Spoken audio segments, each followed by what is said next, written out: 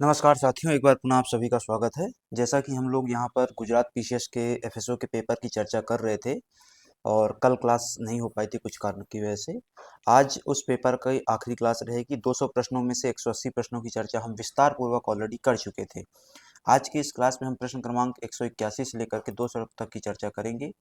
आप में से जो भी लोग जॉब्स वाला की इस टेस्ट सीरीज को ज्वाइन करना चाहते हैं, जो कि सामने आपको स्क्रीन में दिखाई दे रही डिटेल्स, आप जॉब्स वाला का एप्लीकेशन डाउनलोड कर सकते हैं। यह टेस्ट सीरीज सिर्फ और सिर्फ ऑनलाइन माध्यम में है। इसको ज्वाइन करने के लिए आपको जॉब्स वाला की एप्लीकेशन डाउनलोड करनी होगी और उसके बाद आप इसको लगा सकते हैं। इसके तहत हम लोग टॉपिक वाइज, यूनिट वाइज और एफएलटी टेस्ट उपलब्ध करवा रहे हैं। टोटल 70 टेस्ट रहने वाले हैं। उन 70 टेस्ट में से ऑलरेडी हम लोग लगभग 24 है ना, 6 जो कि 24, बिल्कुल 24 टेस्ट ऑलरेडी अपलोड कर चुके हैं। 1 से 2 दिन में हम अगली यूनिट अपलोड करने वाले हैं। ठीक है, चालू करते हैं हमारे आज के इस डिस्कशन को बिना किसी देरी के। आज का जो हमारा पहला प्रश्न है, ठीक है, वो कहता है कि cyanogenic glycoside is anti nutritional factor present in. सबसे पहले कि एंटी न्यूट्रिशनल फैक्टर क्या होता है कि एक ऐसा कंपाउंड है ना, एक ऐसा कंपाउंड जो न्यूट्रिशियस फैक्टर जो रहता है ना, जो पोषक तत्व रहता है, उसके एब्जॉर्प्शन को, उसके डाइजेशन को, उसके मेटाबॉलिज्म को क्या कर दे, रोक दे। ठीक है, इस प्रकार के तत्व को हम क्या बोलते हैं, एंटी न्यूट्रिशनल फैक्टर बोलते हैं। अब आता है कि साइनोजेनिक ग्लाइकोसाइड जो कि एक एंटी न्यूट्रिशनल फैक्टर है, वह निम्नलिखित में से किसमें प्रेजेंट रहता है। तो वह किसमें रहता है, French bean sorry Lima beans में। किसमें प्रेजेंट रहता है, लीमा बीन्स में प्रेजेंट रहता है। इसके अलावा ये जो साइनोजेनिक ग्लाइकोसाइड है, इसके अलावा मतलब लीमा बीन्स के अलावा जो सबसे ज़्यादा इंपॉर्टेंट चीज़ है ना, लीमा बीन्स तो चलो ठीक है, हो गया, आपने सुना भी नहीं है, लेकिन और कहाँ इसमें रहता, किस में रहता है, सॉर्गम में रहता है, फ्लैक्सीड में रहता है, बम्बू शूट्स में रहता है। किस में रहता है, बम्बू शूट्स में। अब बम्बू शूट्स कौन खा रहा है भाई, है ना, बांस के जो वो रहते हैं वो कौन खा रहा है, तने। तो नॉर्थ ईस्ट में बहुत सारी जो वो हैं फूड आइटम्स हैं, डिशेस हैं, उसमें बम्बू डाला जाता है। ठीक है, क्यों, कैसे डाला जाता है, तो फर्मेंटेट करके डाला जाता है उसको। कैसे डालते हैं, फर्मेंटेट करके, है ना। तो वहां पे भी ये समस्या देखने को मिल सकती है। कौन सा उसमें एंटी न्यूट्रिशनल फैक्टर रहता है, बम्बू में भी, साइनोजेनिक ग्लाइकोसाइड। ठीक, ये क्या समस्या करता है, साइनोजेनिक ग्लाइकोसाइड की वजह से, है ना, साइनोजेनिक ग्लाइकोसाइड की वजह से अल्टीमेटली क्या प्रोड्यूस होता है, HCN प्रोड्यूस होता है, हाइड्रोसाइनाइड प्रोड्यूस होता है ना। क्या प्रोड्यूस होता है, हाइड्रोजन साइनाइड प्रोड्यूस होता है। और साइनाइड एक पॉइजनस कंपाउंड है, साइनाइड साइनाइड एक क्या है, पॉइजनस कंपाउंड है। ये समस्या है। ठीक है, इसी प्रकार से बहुत सारे फूड आइटम्स में बहुत प्रकार के क्या होते हैं, इनहिबिटर्स होते हैं। एंटी न्यूट्रिशनल फैक्टर भी कहते हैं इनको, इनको इनहिबिटर्स भी कहा जाता है। क्या कहा जाता है, इनको इनहिबिटर्स भी कहा जाता है, ध्यान में रखिएगा।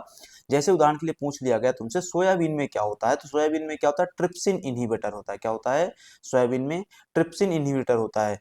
चाय में क्या होता है, टैनिन्स होते हैं। चाय में क्या होता है, टैनिन्स होते हैं। ठीक है, पालक में क्या होता है, ऑक्जेलेट होता है। स्पिनाच में क्या होता है, ऑक्जेलेट होता है। तो ये पूरी एक लिस्ट दी हुई है, जरूर आप इसको ध्यान में रखें। ठीक, अगला, Wilson disease is related to. देखो, कॉपर से संबंधित दो बीमारियां होती हैं, एक कॉपर की अधिकता से बीमारी, दूसरी कॉपर के कमी से बीमारी। कॉपर की अधिकता से जो बीमारी होती है उसको हम क्या बोलते हैं, विल्सन डिजीज। और कॉपर की कमी से जो बीमारी होती है उसको हम क्या बोलते हैं, मेंकेस डिजीज। क्या बोलते हैं उसको, मेंकेस डिजीज या मेंकेन्स कहा जाता है उसको। ठीक है, तो विल्सन डिजीज किसकी वजह से होती है, कॉपर की टॉक्सिसिटी की वजह से, कॉपर की अधिकता की वजह से, कॉपर के मेटाबॉलिज्म की वजह से। ठीक है, जब मेटाबॉलिज्म प्रॉपर नहीं होता। दूसरा, कि कॉपर की कमी की वजह से कौन सी बीमारी होती है, तो मंकेस डिजीज होती है। ठीक है, ध्यान में रखना है। इसी प्रकार से और भी तत्व यहाँ पे लिखे हुए हैं जिनकी वजह से कोई ना कोई बीमारी हो रही। कैडमियम की वजह से इताई इताई, लेड की वजह से प्लम्बिजम, मरकरी की वजह से मीनामाटा, मैंगनीज की वजह से मैंगेइजम की टॉक्सिसिटी हो जाती है, फ्लोराइड की वजह से फ्लोरोसिस हो जाती है, सेलेनियम की वजह से केसन डिजीज होती है। ठीक है, सेलेनियम क्या होता है, एक तत्व है जो किस विटामिन के एब्जॉर्प्शन और मेटाबॉलिज्म के लिए सहयोगी होता है, विटामिन ई के लिए। का के लिए विटामिन ई का सहयोगी होता है। ठीक है, उसके साथ सिंक्रोनिज्म में काम करता है। लेकिन यदि इसी की इंडिविजुअल में टॉक्सिसिटी हो जाए तो केसन डिजीज हो जाएगी। ठीक है, ध्यान में रखिएगा इन सबको, है ना। आयोडीन की डिफिशियंसी हो जाए तो ग्वाइटर डिजीज हो जाता है। ठीक है, तो ये सब ध्यान में रखिए। चलिए आगे बढ़ते हैं। In case of imported food articles, the food analyst shall send the report within the period of।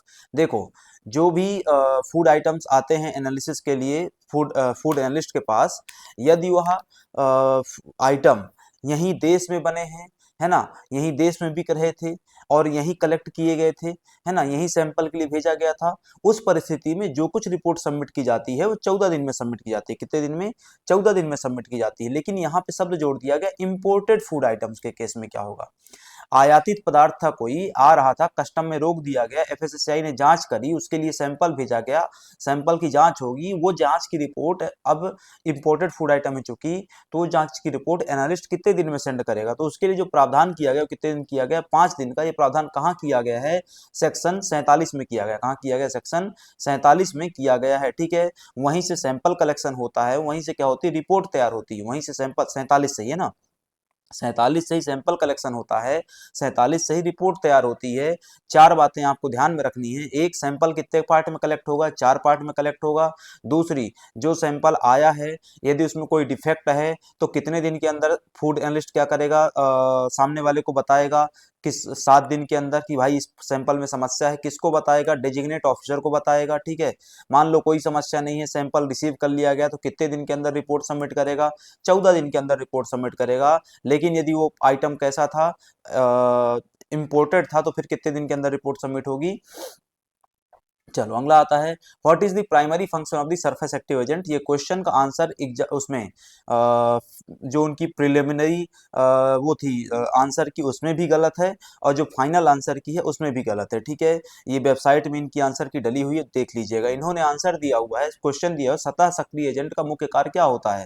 What is the primary function of the surface active agent, और इन्होंने आंसर दिया हो to increase the surface tension. नहीं, कभी भी नहीं भाई, ये तो मतलब सरफेस एक्टिव एजेंट की जो पूरी वो है थ्योरी है वही फेल हो जाती है इस आंसर में। ठीक है, सरफेस एक्टिव एजेंट का जो प्राइमरी फंक्शन होता है वो फंक्शन क्या होता है कि to decrease the surface tension. क्या होता है? टू डिक्रीज दी और रिड्यूस द सरफेस टेंशन। क्या होता है? रिड्यूस और डिक्रीज क्या करना है? सरफेस टेंशन या इंटरफेशियल टेंशन कहते हैं उसी को, है ना, उसी क्या कहते हैं? Interfacial tension. उसको घटाना, कम करना। इन लोगों ने क्या दिया आंसर में? इंक्रीज करना।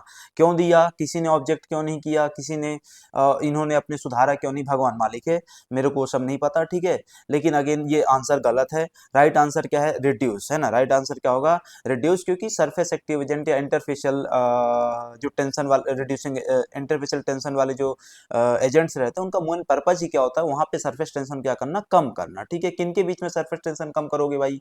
हाइड्रोफिलिक और हाइड्रोफोबिक दो दो वो होंगे, हेड हेड और टेल होंगे। ठीक है, उनके बीच में तो कम करोगे, किसी और के बीच में तो कम करोगे नहीं। ठीक है, ध्यान में रखिए इसको। यहाँ पे और भी बहुत सारी बातें लिखी हुई हैं, है ना।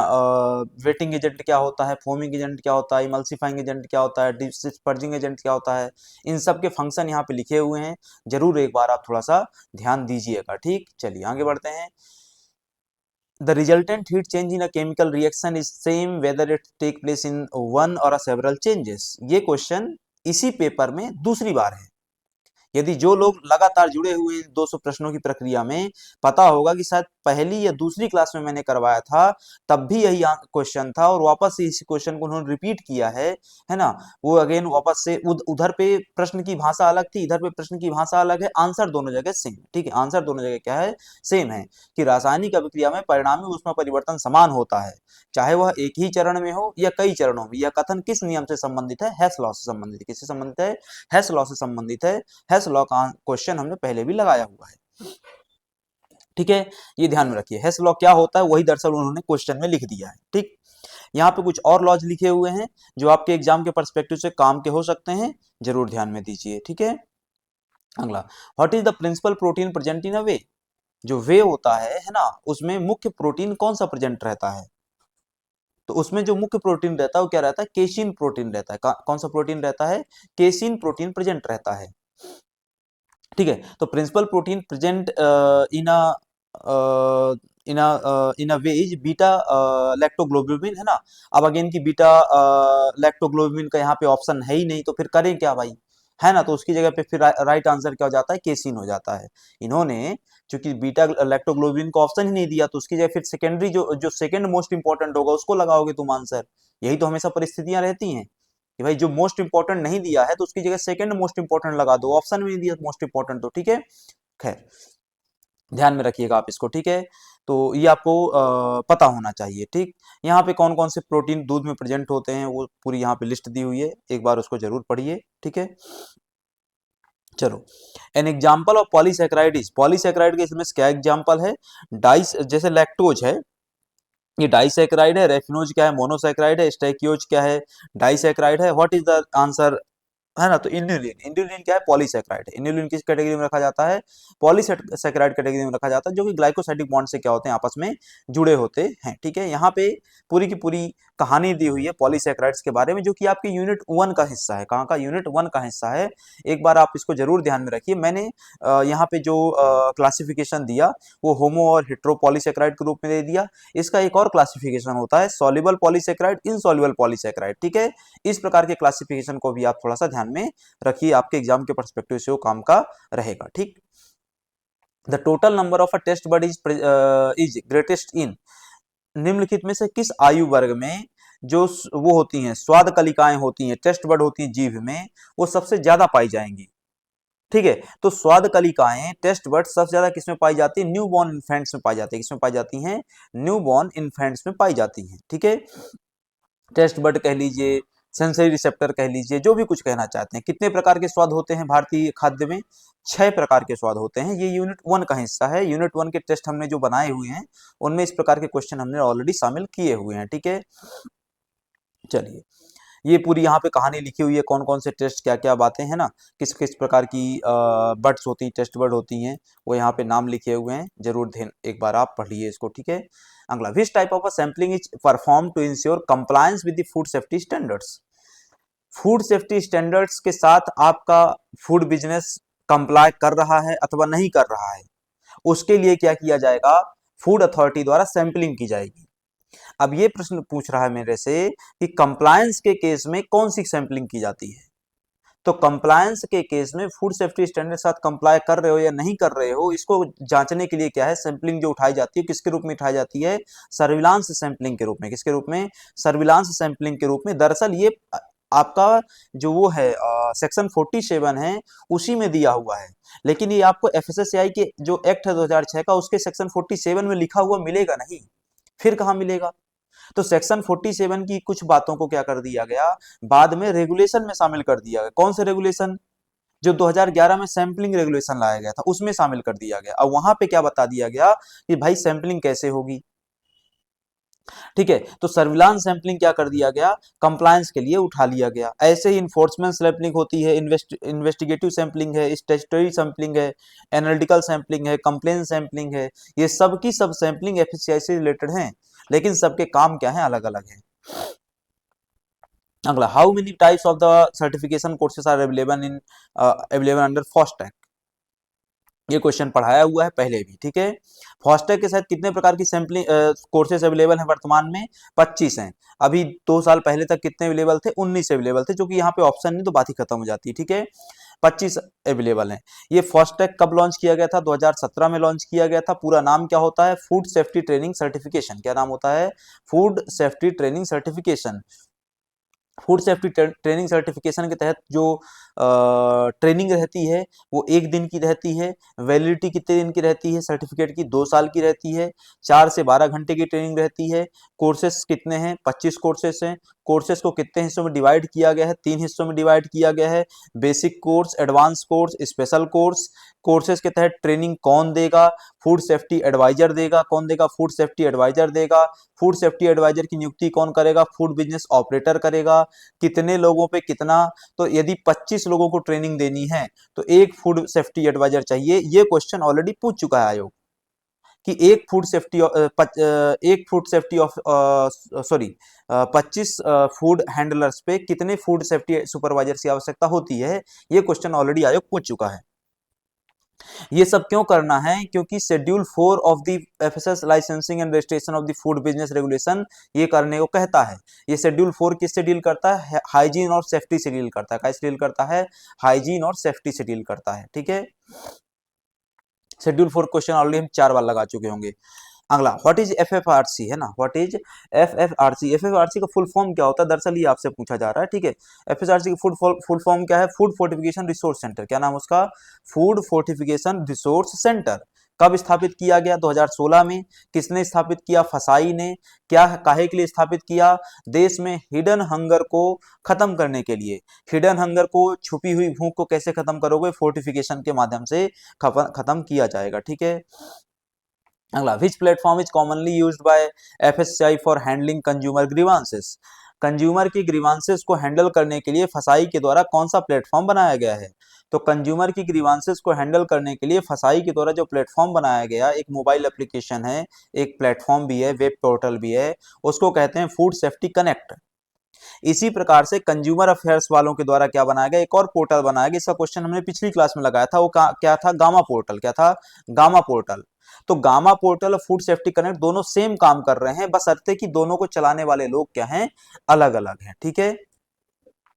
ये जो फूड सेफ्टी कनेक्ट है वो कब लॉन्च किया गया? 2021 में लॉन्च किया गया था। अगला, Karl Fischer titration is used to determine. Karl Fischer से आप क्या पता करते हैं? तो कार्ल फिशर का जब भी कहीं पर नाम आए, ध्यान में रखना, इससे सिर्फ क्या पता किया जाता है? मॉइस्चर कंटेंट, नमी पता की जाती है। क्या पता किया जाता है? नमी पता की जाती है। कहां लिखा है भाई? ये लिखा डी में है ना। क्या पता किया जाता है? इससे नमी को पता किया जाता है, वाटर कंटेंट को पता किया जाता है। Oil, fat, powder, spices, chocolate, coffee, इन सब में oil content, sorry, moisture content पता करने के लिए कार्ल फिशर टाइट्रेशन लगाया जाता है। इसी प्रकार के कुछ और टेस्ट की यहाँ पे लिस्ट दी है मैंने। सॉक्सेस्ट काय के लिए, जिल्डाल काय के लिए, गर्बर, है ना, मोजोनियर, लेन एनॉन, बेनेडिक्ट, मॉलिस, बायरट, पूरी एक लिस्ट दी हुई है ना। मैं अब सबको आपको इंडिविजुअल नहीं बता पाऊंगा पढ़ पढ़ के, लेकिन आप इसको जरूर पढ़िए, आपके काम का है ना। आपको इतने दिन से लगाते लगाते प्रश्न समझ में आए होंगे कि कौन सा डिस्कशन काम का है, कौन सा डिस्कशन काम का नहीं है ना। और उसके हिसाब से आप थोड़ा वैल्यू कीजिए इन चीजों की। चलिए आगे बढ़ते हैं। यदि आपको सिलेक्शन लेना है तो, बाकी नहीं लेना है तो जय श्री राम, कोई दिक्कत नहीं है ना। Food processing step at which loss of the control results in an unacceptable health risk. खाद्य प्रसंस्करण का वह चरण जहां नियंत्रण खोने से अस्वीकार्य स्वास्थ्य जोखिम उत्पन्न हो जाता है।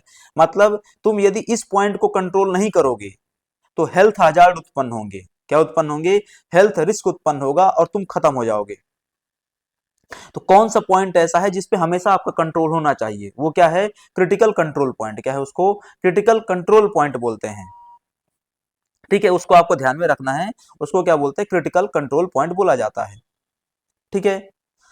किसका कितना क्रिटिकल कंट्रोल पॉइंट है? जैसे मिल्क का क्रिटिकल कंट्रोल पॉइंट कितना है? 72 degree Celsius for 15 second pasteurisation condition में। कैंड फूड का, मीट का, फूड का, फ्रोजन फूड का, वाटर का, बेकरी का, सबका क्रिटिकल कंट्रोल पॉइंट यहाँ पे लिखा हुआ है। ठीक है, ध्यान में रखिए। इसी प्रकार से क्रिटिकल कंट्रोल पॉइंट के अलावा और भी कुछ शब्दावलियां होती हैं, इनको भी एक बार जरूर ध्यान में रखिएगा। ये सब शब्दावलियां कहाँ मिलेंगी आपको? HACCP पे मिल जाएंगी। कहाँ पे मिलेंगी? HACCP में। ठीक है। अगला, which chemical is often added to vegetables to enhance the green colour. सब्जियों में हरा रंग उभार करके लाने के लिए और बेहतर हरा रंग बनाने के लिए कौन सा रंग डाला जाता है उनमें? तो उनमें हरा रंग बढ़ाने के लिए क्या डाला जाता है? एक सिंथेटिक डाई डाली जाती है, उसका नाम है मेलासाइट ग्रीन। क्या नाम है उसका? मेलासाइट ग्रीन का उपयोग किया जाता है। लेकिन मेलासाइट ग्रीन कार्सिनोजेनिक होता है, कैंसर कॉज करता है, म्यूटाजेनिक होता है, म्यूटेशन कॉज कर सकता है, जीन पर परिवर्तन कहते हैं जिसको, उत्परिवर्तन, लीवर किडनी खराब कर सकता है और भी बहुत सारी बीमारियां कॉज कर सकता है। इसी प्रकार के और भी एडल्ट्रेंट्स यूज किए जाते हैं जो सब के सब एफएसएसआई के द्वारा क्या किए गए हैं? प्रोहिबिट किए गए हैं। हमने कहा कि ग्रीन वेजिटेबल, पीज और चिलीज में मेलासाइट ग्रीन है। टर्मरिक में क्या यूज करते हैं? मेंटानिल येलो यूज किया जाता है और लेड क्रोमेट का यूज किया जाता है। हल्दी में, लाल मिर्च पाउडर में सूडान डाई का यूज किया जाता है। स्वीट्स और जलेबी में मेंटानिल येलो का यूज किया जाता है, ऑरामाइन ओ का यूज किया जाता है। ठीक है, तो ये पूरी एक लिस्ट दी हुई है, जरूर याद में रखिए आप इसको, है ना। चलो आगे आते हैं। Under which ministry does APEDA operate. APEDA किस मंत्रालय के तहत काम करता है? अपीडा काम करता है कौन सा मंत्रालय के तहत? Ministry of commerce and industries के तहत। किसके तहत? Ministry of commerce and industries के तहत, वाणिज्य एवं उद्योग मंत्रालय के तहत अपीडा काम करता है, जो कि अपीडा अधिनियम 1985 से 1986 में क्या किया गया? गठित किया गया। अपीडा अधिनियम 1985 से 1986 में उसको क्या किया गया? गठित कर दिया गया। उसको ध्यान में रखना है आपको। इसी प्रकार की और भी अथॉरिटीज हैं। अपीडा का छोटा भाई कौन है? मापीडा। ये किससे डील करता है? एग्री प्रोड्यूस से डील करता है। ये किससे डील करता है? मरीन और जो हमारा मरीन प्रोडक्ट रहते हैं, वो फिश प्रोडक्ट रहता है ना, इस प्रकार की चीजों से डील करता है। मंत्रालय सबके सेम है, ठीक है। क्वाइर बोर्ड किसके तहत है? मिनिस्ट्री ऑफ एमएसएमई के तहत। और फसाई किसके तहत है? वो तो मेरे ख्याल से आपको पता ही होगा।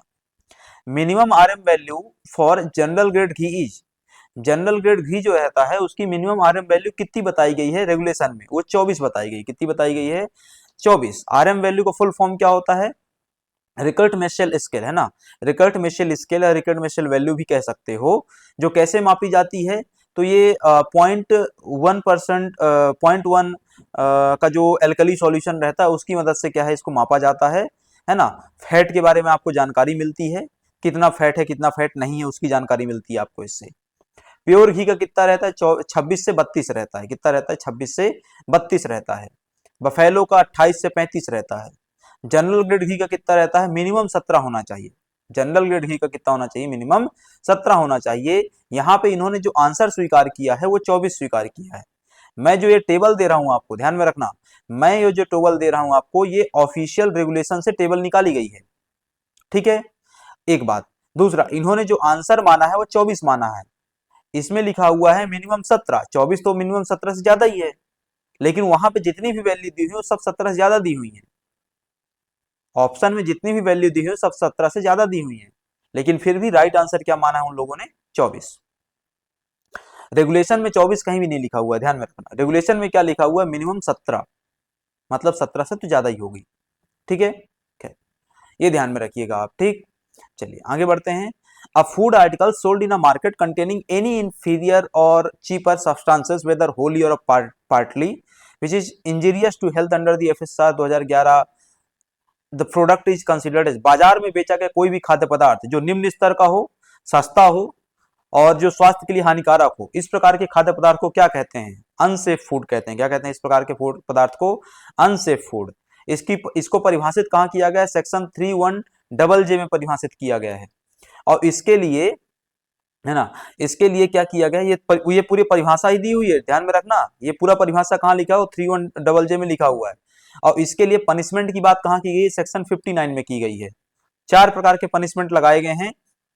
यदि बिना कोई इंजरी नहीं होती है तो 1 लाख और 6 माह की जेल। यदि कोई इंजरी होती है लेकिन इंजरी घातक नहीं है तो 1 साल की जेल और 3 लाख का जुर्माना। घातक इंजरी है, ठीक है, बहुत ज्यादा नुकसान हो गया, 6 साल की जेल, 5 लाख का जुर्माना। तुम मर गए तो 7 साल का जेल या फिर उम्र कैद भी हो सकती है और 10 लाख का जुर्माना। पूरे कानून में, एफएसएसआई के पूरे कानून में सबसे कठोर दंड इसी उसमें किया गया, 59 में ही किया गया है। इससे कठोर दंड की बात कहीं भी नहीं की गई है, ठीक है। अगला, global food safety partnership established bye. Global food safety partnership की स्थापना किसके द्वारा की गई है? तो वर्ल्ड बैंक के द्वारा। किसके द्वारा? वर्ल्ड बैंक के द्वारा। कब की गई? 2017 में की गई। कब की गई? 2017 में की गई। किसके लिए की गई? कई चीजों को एड्रेस करने के लिए, फूड फोर्टिफिकेशन, एचएफएसएसएस, न्यूट्रिशन लेबलिंग आदि आदि चीजों को एड्रेस करने के लिए इसको स्थापित किया गया था, ठीक है। अगला, the total polar compound in unused fresh vegetable oil और a fat shall not be more than. अभी तक आपने पोलर कंपाउंड के बारे में कई बार क्वेश्चन लगाया, मैंने डिस्कशन में बताया, लेकिन हर बार जो क्वेश्चन लगा रहे थे हम, वह किसी और चीज को लेकर के था। वो किसको लेकर के था? ऑयल्स और फैट्स को लेकर के था। काय के लिए था? ऑयल्स और फैट्स के लिए। लेकिन यहाँ पे किसके लिए पूछा जा रहा है? फ्रेश वेजिटेबल ऑयल के लिए पूछा जा रहा है और फैट के लिए। नॉट मोर देन, किससे ज्यादा नहीं होना चाहिए? 15% से ज्यादा नहीं होना चाहिए। किससे? 15% ज्यादा नहीं होना चाहिए। तो रीहीटेड ऑयल के लिए कितना होता है? 25%, ये हमने लगाया हुआ है। रीहीटिंग का मतलब क्या होता है? 3 बार। अनयूज्ड के लिए, फ्रेश के लिए, वेजिटेबल ऑयल के लिए कितना होता है? 15%, ठीक है। रीयूज के लिए कितना होता है? 25% ऊपर, तब आप कंज्यूम नहीं कर सकते हैं। इन सब चीजों को रोकने के लिए, अवेयरनेस लाने के लिए भारत सरकार ने 2018 में एक इनिशिएटिव लिया था। नाम था रुको, पूरा नाम था रिपर्पस यूज्ड कुकिंग ऑयल। ये कब लिया गया? 10 अगस्त 2018 को।